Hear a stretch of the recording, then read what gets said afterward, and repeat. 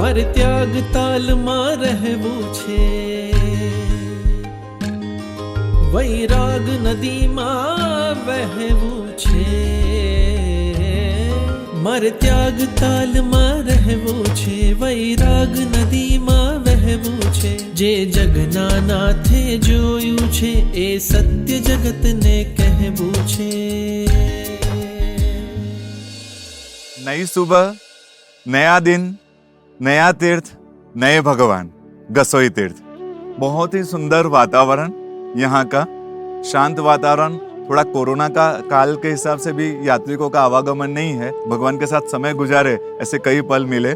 यहाँ के तीर्थ की एक खास विशेषता जो हमें यहाँ आकर जानने को मिली, कहते हैं जातिगत वैर होते हैं पशु पक्षियों के बीच में भी, जैसे सांप और नेवला साथ में नहीं रह सकते, ऐसे कई पशु है जो एक दूसरे के साथ जातिगत वैर होता है। लेकिन एक भगवान की जब देशना होती है, समोत्सव में ऐसा माहौल होता है जहाँ सांप और नेवला, सिंह और हाथी, ऐसे जो जातिगत वैर होते हैं ऐसे पशु पक्षी साथ में बैठते हैं। यहाँ भी एक अतिशय है, यहाँ कहते हैं कि नेवला, सांप और मोर तीनों एक ही जगह पर रहते हैं। तो ये दृश्य भी यहाँ, ये भी भगवान यहाँ के चिंतामणि दादा का एक अतिशय है जो यहाँ देखने को मिलता है। तो चले ऐसे सुंदर तीर्थ गसोई के दर्शन करने के लिए एक भाव यात्रा की हम शुरुआत करें। चलिए। श्री आनंद धाम तीर्थ गसोई राजस्थान और मध्य प्रदेश राज्य को एकाकार करते मनोरम मंदसौर जिले के सुवासरा स्टेशन से 8 किलोमीटर की दूरी पर स्थित है अद्वितीय पावन तीर्थ गसोई। राजा जयसिंह देव के शासनकाल के अभिलेख में गसोई का प्राचीन नाम गोश्वती उल्लेखित है। कई पुरातत्व साक्ष्य मिलने से नगरी मौर्य युगीन ज्ञात होती है। यहाँ काफी मात्रा में गद्दैया मुद्रा मिलने से कहा जाता है यह गर्दमिल राजा की राजधानी थी। मंदसौर संग्रहालय में संग्रहित बौद्ध, जैन, शिव व वैष्णव संप्रदाय की अनेक प्राचीन प्रतिमाएं यहाँ के भूगर्भ से प्राप्त हुई है। यह तीर्थ राजा गंधर्व सेन की नगरी के रूप में भी प्रसिद्ध था। मैं सामने हूं तेरे देखो दादा और तू ही है मेरे रूबरू, आंखें आईना है मेरा और आईने में सिर्फ तू ही तू। कितना अजीब है ना तेरा मेरा ये जन्मों का रिश्ता, हकीकत में मिला नहीं, ख्वाबों से कभी बिछड़ा नहीं तू, ख्वाबों से कभी बिछड़ा नहीं तू। गांव के बाहर कालिया कोटा स्थान के भूगर्भ से लगभग 100 वर्ष पूर्व चिंतामणि पार्श्वनाथ भगवान की मूलनायक की प्रतिमा लगभग 2000 वर्ष पूर्व की है। यह प्रतिमा मन को लुभा देने वाली अति सौम्य प्रतिमा है। श्याम वर्ण एवं फिरोजा रंग का अष्ट प्रतिहार्य युक्त अद्वितीय परिकर जिनबिंब एवं जिनाले दोनों को अद्वितीय अलौकिक बना रहा है। मानो नीले आसमान में काले बादल छाए हो जो कभी भी अमीरस की वर्षा कर देंगे। एक तरफ अति विशिष्ट और सुंदर शिल्प कला से युक्त भूरे रंग की अति प्राचीन नयनाभिराम महावीर स्वामी की अनुपम प्रतिमा विराजमान है, जो सामान्यतः और कहीं देखने को नहीं मिलती है। ऐसे शिल्प और मूर्ति कला की बनावट वाली प्रतिमा हमें पूरे मालवा की तीर्थ स्पर्श की यात्रा के दौरान कई और देखने को नहीं मिली। दूसरी तरफ विशाल काय अति प्राचीन सौम्य सुरम्य आदिनाथ दादा की दिव्य प्रतिमा जी विराजमान है। ये दोनों ही प्रथम व अंतिम तीर्थंकर की प्रतिमा भूगर्भ से प्राप्त हुई अतिशयकारी प्रतिमा है। पुरातत्व विभाग वालों ने आदिनाथ दादा व महावीर स्वामी भगवान की प्रतिमा को कई वर्षों तक अपने संग्रहालय में रखा, परंतु दादा का चमत्कार, वो वापस आए और आज जिनालय की शोभा बढ़ा रहे हैं।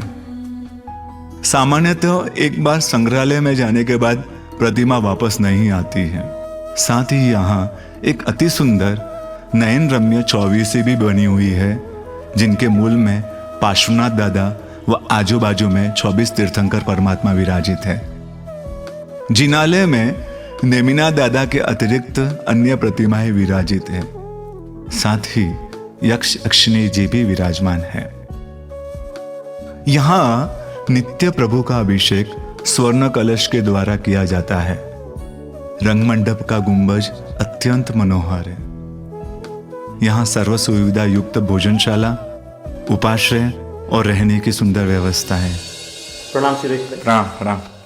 तीर्थ स्पर्श की ये मालवा प्रदेश की सुंदर यात्रा के दौरान बहुत बार प्राचीन तीर्थों के यात्रा में शिखर जो रहता है उस पर ध्वजा के लिए जो एल्यूमिनियम का पार्टीशन बनाते हैं वो शिखर की सुंदरता तो ढकता ही है, परंतु साथ में उसके अलावा और कोई दृष्टिकोण से आपको उसके ऊपर कुछ लगता है कि क्या हो सकता है? राहुल भाई, सिर्फ सुंदरता की दृष्टि से तकलीफ नहीं है, उसके साथ साथ शास्त्रीय दृष्टि और वास्तु की दृष्टि से भी ये सही नहीं है।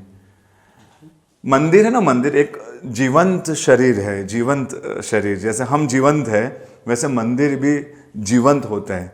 उसके कई भाग पैर के रूप में, कई भाग सिर के रूप में, कई भाग हाथ के रूप में, गले के रूप में, नाभि के रूप में, ऐसा पूरा शरीर बनता है, जीवंत मानते हैं। तो उस हिसाब से ये गले का भाग आता है शिखर, और जब उस पर एल्यूमिनियम का इस तरह से जो पार्टीशन लगा देते हैं, ठीक है, उसके पीछे का रीज़न ये सोचते हैं कि ध्वजा के समय कंफर्टेबल हो, रोज़ चढ़ने में कोई तकलीफ ना हो।